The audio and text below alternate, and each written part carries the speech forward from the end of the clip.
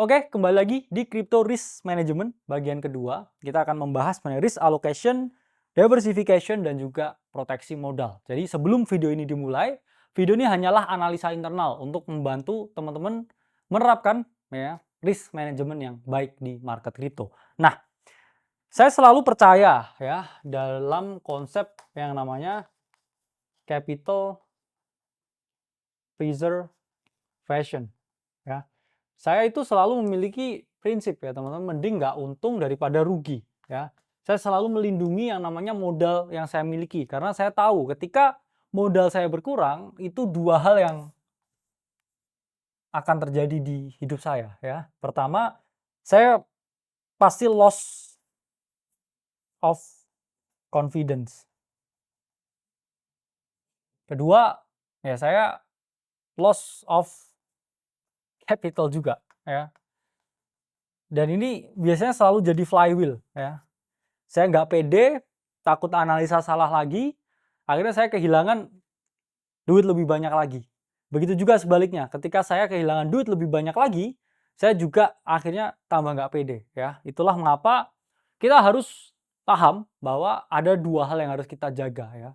Bukan hanya uang yang kita miliki ya, tapi juga psikologis dari pikiran kita ya, otak kita. Karena kripto ini kan buka ya 24/7/365 ya, ini never stop ya. Dan kalau kamu sendiri yang enggak stop ya, kamu akan dimakan sama market. Karena market ini memang tempat yang cocok ya untuk orang yang memiliki ya risk capital preservation yang oke, dan nggak cocok ya buat orang yang tidak memiliki rencana apapun. Jadi teman-teman harus paham ya. Pertama kita akan membahas mengenai position sizing dan juga risk per trade ya, atau yang namanya RPT. Nah, kenapa ini penting? Ya karena pada dasarnya ya ini penting kalau teman-teman tuh melakukan yang namanya trading kripto. Ini penting banget ya, kamu membahas namanya RPT ya. RPT itu stand for risk per trade.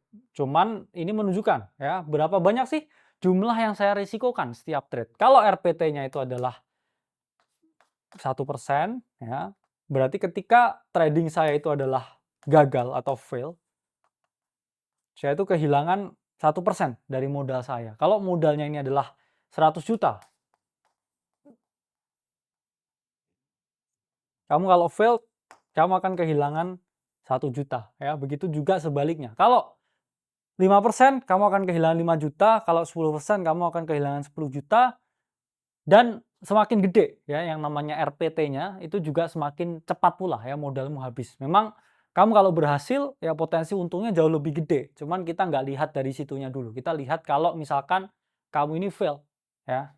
Dan ini juga berkaitan erat dengan intensitas seberapa sering kamu buka yang namanya posisi ketika trading. Nah, rumus sizing ya, ini tergantung kamu pakai leverage atau tidak ya. Jadi ukuran posisi, oke, itu sama dengan modal ya kali ya risk per trade, oke, dalam segi persen pasti dibagi ya jarak ke stop loss. Nah, ini persen ke stop loss. Nah, karena teman-teman bisa lihat nih ya di sini. Elemen pertama ketika kita mau trading itu adalah menerapkan yang namanya RPT ya, atau risk per trade. Saya ngomong risk per trade 1-2% kalau kamu trading. Kalau kamu pakai risk 1%, berarti kamu punya 100 kali ya kesempatan salah. Oke? Kalau kamu pakai RPT 2%, kamu punya 50 kali kesempatan untuk salah. Jadi harus teman-teman pahami nih di sini ya. Kalau saya ya trading, oke, itu saya ngerisikoin berapa ya, kalau ngerisikoin 100% saya punya 100 kali kesempatan kalah dan juga salah. Kalau 5% ya itu berarti hanya 20 kali ya kesempatannya. Dua ya, tetapkan stop loss, karena teman-teman harus paham juga ya, market itu ini misalkan stop loss. Ini take profit. Teman-teman harus paham ya, saya suka stop loss yang lebar ya. Di kripto itu saya suka batas ya stop loss itu 20-30%. Kenapa? Karena saya tahu ya market crypto itu memiliki yang namanya volatility yang tinggi. Jadi akan lebih aman ya bagi saya untuk menerapkan stop loss yang relatif lebar daripada ya stop loss yang relatif kecil. Dan kemudian ya kita juga harus menghitung ukuran posisi karena banyak juga yang tidak bisa sizing dengan benar padahal mereka memiliki ide trade yang bagus tapi nggak bisa tereksekusi dengan baik karena sizingnya dia berantakan. Nah, selanjutnya alokasi aset. Oke, ini kita bahas terminologi ketika teman-teman ini melakukan yang namanya investing in crypto. Saya selalu advise teman-teman kalau ini adalah bull market ya, fokus di sini. Kalau kamu mau trading crypto, ini bisa kamu fokusin ketika bear market. Karena ketika bull market ya ini kamu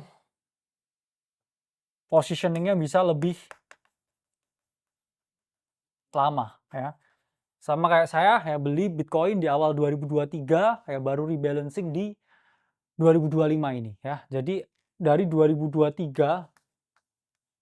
sampai 2025 ini saya do nothing ya.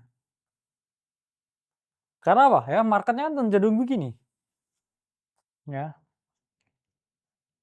Ngapain saya mau take, saya nggak perlu ya nge-trade setiap momen yang ada di market ini karena kalau di bull market harusnya teman-teman lebih preferable untuk melakukan ya yang namanya investing. Oke. Saya selalu memiliki teman-teman yang mana prinsip ya, prinsip satelit ya, ini core satellite principles namanya ya. Core satelit. Ini sama seperti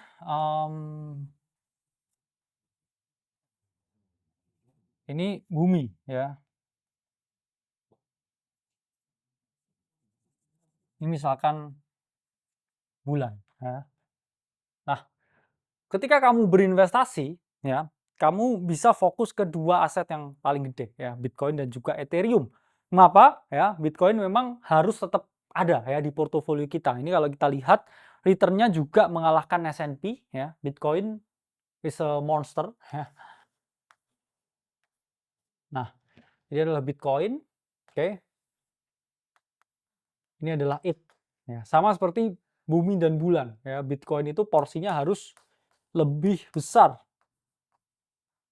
Dan sementara Ethereum ya atau teman-teman bisa pilih ya layer 1 yang lain. Nah, itu porsinya lebih kecil ya. Bisa 1:3 ya atau 1:5, oke. Yang mana kalau 1:5 berarti kan sekitar 20% ya. 80% mungkin bisa di BTC ya. Paling ETH bisa cuman kayak 20%. Ya, itu adalah hal yang ideal untuk dilakukan. Dan bisa juga ya, ini pendekatan core satellite yang kita buat ya 70% Bitcoin, 20% altcoin ya, misalkan 10%-nya stablecoin. Teman-teman juga bisa nih ya di Ethereum, teman-teman bagi lagi ya ke multiple aset ya. Sangat penting ya bagi teman-teman untuk membagi dan juga melakukan diversifikasi. Nah, selanjutnya kita bahas yang namanya cut loss ya dan take profit.